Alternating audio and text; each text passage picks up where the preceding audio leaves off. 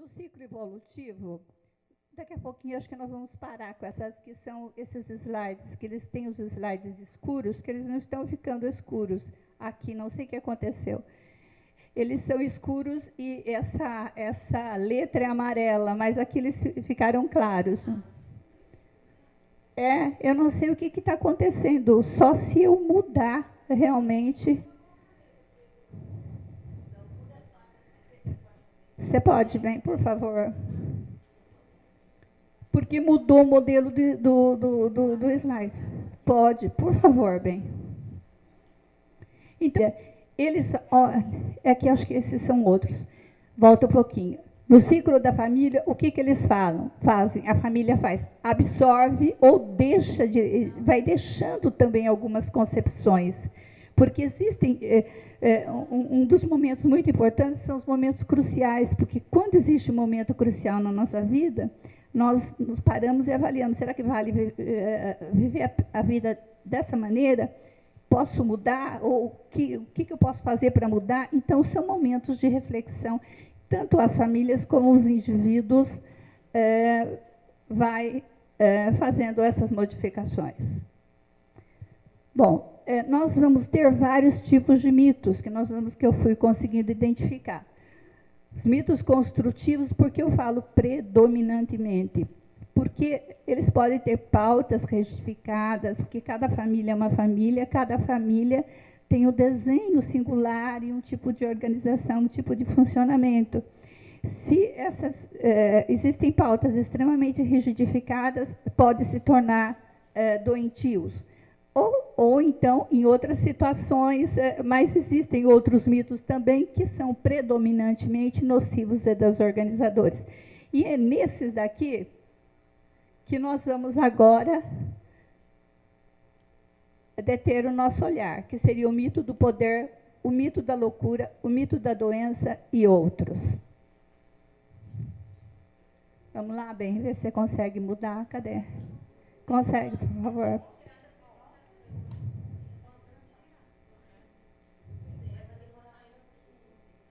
Não tem problema.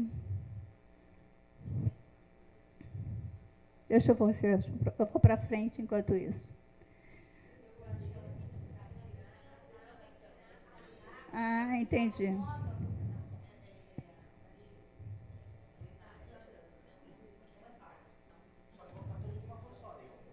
Não tem problema, você pode fazer tudo uma coisa só. Vocês estão vendo aqui, olha, como é o modelo dele? Tem alguns que nós vamos ver. Aqui, nesse momento, nós não vamos falar a respeito dos mitos que a gente chama predominantemente organizadores. Nós vamos falar dos predominantemente nocivos e desorganizadores. Cada um deles tem um conceito. Deixa eu só ir um pouquinho mais para frente e falar um pouquinho de alguns deles. Nós vamos falar a respeito de pelo menos alguns, existem vários. Existe o mito do poder, o mito da doença, da loucura, da maldade, da infelicidade, e todos eles têm algumas características em comum e têm algumas características especiais. Por exemplo, o mito do poder. Ele é encontrado em famílias onde ocorre com muita frequência o abuso da autoridade, geralmente com história de patriarcado e autoritarismo, favorece a repetição da violência doméstica. Agora eu vou voltar um pouquinho a respeito. Eu fiz um capítulo desse livro, ele era dedicado justamente à repetição da violência doméstica na família, com muitos casos, inclusive várias pesquisas, vários casos que são atendidos no CRAME. Agora não existe mais o CRAME, o antigo CRAME, não sei se vocês conheciam, que eles davam atendimento às famílias que eram vitimizadas ou famílias violentas. Então, o que nós vamos ver? Nós vamos ver que existe questões extremamente interessantes para a pesquisa, para o estudo nessa questão. Em geral, o que nós vamos ver? Nós vamos ver que existe essa questão do poder, Existe uma história, existem figuras míticas que são figuras. Meu pai fazia isso, meu pai agia assim. Existem questões extremamente relacionadas a isso. E existe uma situação muito comum que as pessoas, as mulheres, principalmente na família das mulheres, existe muita questão do mito da infelicidade. São famílias. Você pega, assim, 3 gerações de famílias de mulheres infelizes. Não dá certo mesmo, os homens são assim mesmo, os homens são infiéis, nós nunca fomos felizes, a minha mãe viveu assim, eu vivo assim, e com certeza a minha filha também não vai ser. Quer dizer, essa já é uma profecia, quer dizer, a pessoa está marcada com a infelicidade, né, com o estigma da infelicidade. Então, são situações muito interessantes para que a gente estude. O que existe também? Várias situações que são condições fomentadoras dessa mitologia ou dessa situação na família. Nós vamos ver o abandono social. Essas famílias são abandonadas socialmente. Eu estava ontem indo no ônibus com uma assistente social, que não estou vendo, mas ela estava conversando comigo, e ela me dizia que ela foi chamada e queriam que ela atendesse essa família. A família tinha uma moça esquizofrênica e que a mãe estava amarrando a moça porque a moça realmente estava muito agressiva. Daí eu disse a ela, mas escuta, que situação é essa família? Que família é essa, né? Quer dizer, a mãe está fazendo isso, mas que família é essa? Que mãe é essa e que família é essa? De onde vem isso? Daí ela me disse, olha, realmente a mãe é uma pessoa de 83 anos, uma pessoa sofrida, e o sistema social não quer internar essa moça, e eu fui para casa e essa moça realmente está agredindo. Quer dizer, que abandono social, que desamparo, que negligência, né? Quer dizer, essa pessoa está totalmente sem recursos para lidar com uma situação dessa. Existe nessas famílias, que nós vamos ver essa questão do poder, um enfraquecimento dos vínculos, e sem dúvida nenhuma o enfraquecimento dos vínculos favorece a perpetuação da violência. Uma outra questão que existe muito, os vícios, nós somos doentes, ou nós somos todos alcoólatras mesmo. Nós bebemos muito, nós sempre bebemos muito. Quer dizer, os homens bebiam, caíam, as mulheres levavam para a cama, não tem problema nenhum. Nossas mulheres sempre aceitaram isso. Então, uma tolerância muito grande com os vícios. Então, são todas condições fomentadoras.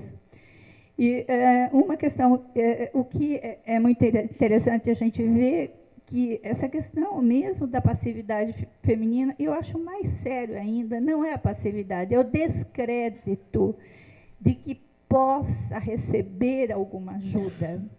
Quer dizer, porque sempre quando nós conversamos com essas pessoas, elas dizem, mas realmente você pode me ajudar? Quer dizer, eu nunca acreditei que alguém pudesse, mas você pode? Realmente isso vai ser feito? Por quê? Porque realmente as ajudas não são viabilizadas ou não são efetivas, as ajudas que se oferecem. Então, essas pessoas não acreditam que elas possam ser ajudadas. Por isso que, às vezes, elas não reagem, né? E essa outra questão, que são as figuras míticas de autoritarismo, que sempre uma história de coronéis, de pessoas ligadas à política. E outra situação, as mártires femininas, encontrei muito isso. Ai, ela era religiosa, imagine a religião. Imagine que ela ia deixar, ele precisava dela, né? Batia, mas ele precisava dela, né? Ele não era tão ruim assim, né? Deixava ela toda marcada. Não, mas ele trazia comida para casa, isso ele fazia, né? Mas espancava todo mundo.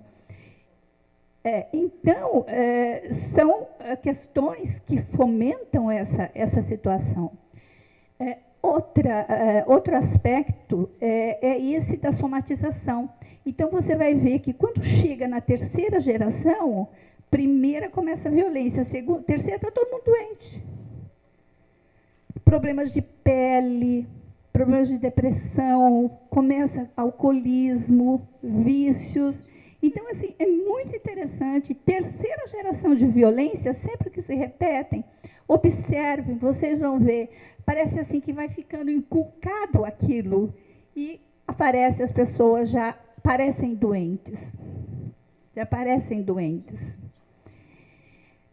Outro aspecto dessa inclusive a somatização, eu tenho observado o tipo de violência, né? Porque às vezes existem vários tipos de violência juntas, né? Essa face, ela vai mudando. Outra questão, vou falar para vocês. Eu vejo que a violência vai mudando a face. Primeiro, o desamparo social, isso eu discuto também nesse texto. Primeiro, o desamparo social, depois a vitimização física. Daí você pega nessa geração a vitimização sexual. Parece que a violência vai ficando mais escondida, ela vai mostrando as faces de acordo com as condições fomentadoras que existem no momento. Então, ela vai ficando mais oculta. Isso não quer dizer que ela não existe, existe, latente ainda, mas ela está ali, se movimentando, perniciosamente, sorrateiramente. Outra questão, os abusadores. Em muitas situações, eles, com uma linguagem contida, da maneira deles, às vezes eles pedem para ser ajudados. Isso não é feito. Dificilmente você vê algum trabalho que ampare essas pessoas. E hoje nós estamos com uma estatística de mais ou menos 90% das pessoas foram abusadas dos abusadores. Então, o que se faz para as crianças que são abusadas hoje não é o que se faz na hora. O que se faz de acompanhamento. O que se faz com o estigma, o que se faz com a profecia, porque a profecia tende a se cumprir. Olha, bom, o que nós vamos ver? Mito do poder é encontrado em famílias, que nós já falamos, e os mitos da doença, da loucura e da maldade, eles vão mostrar algumas características em comum. O que eles vão fazer? As pessoas sentem-se fadadas a ter determinado tipo de adoecimento ou comportamento, esperando o cumprimento da profecia. Então, por exemplo, assim, nós somos loucos, não, você não sabe? Nós somos loucos.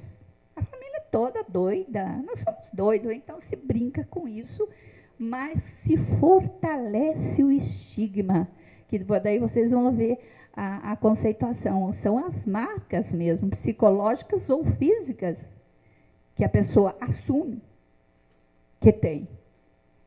Eu não vou escapar.